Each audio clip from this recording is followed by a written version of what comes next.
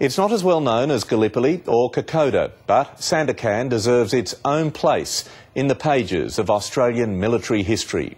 During World War II, soldiers were forced to walk to their deaths along the Sandakan track on the Indonesian island of Borneo. A group of young Australians and politicians wanted to experience what our diggers went through, and reporter Tracy joined them.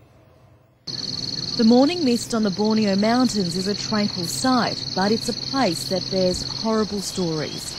These guys from Bankstown, Punchbowl, the Shire and Port Macquarie have made the journey to Sandakan to walk in the footsteps of our fallen soldiers. I never knew, but I'll never forget now. Entering the jungle, the tough terrain is clear to see. Our diggers walked more than 260 kilometres from Sandakan to Ranau. These youngsters will cover 90 k's of dense rainforest. So much respect for what they were doing and the guys who didn't make it.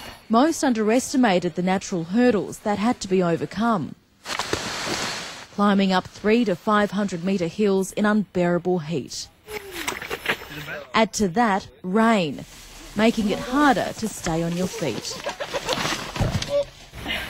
This is probably the hardest part of the trek. Going down 300 metres of a slippery slide of mud and dirt, but at least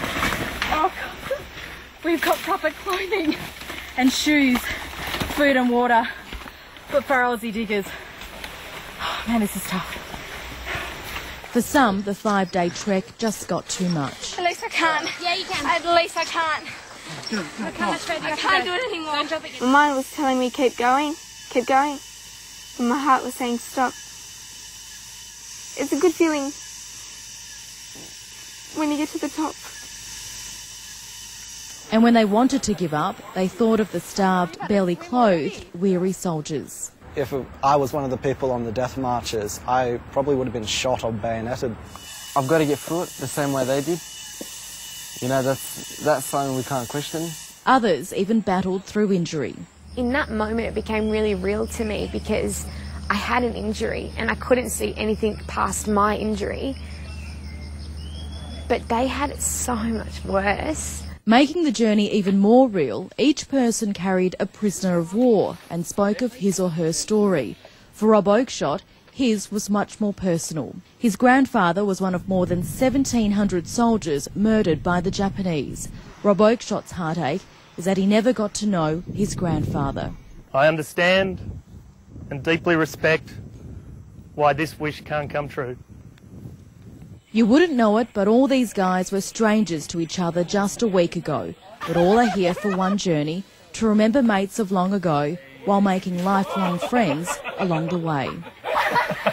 We've come to grow so close, and it's almost like a family. It tells me that we've done something really special. Tracy 9 News.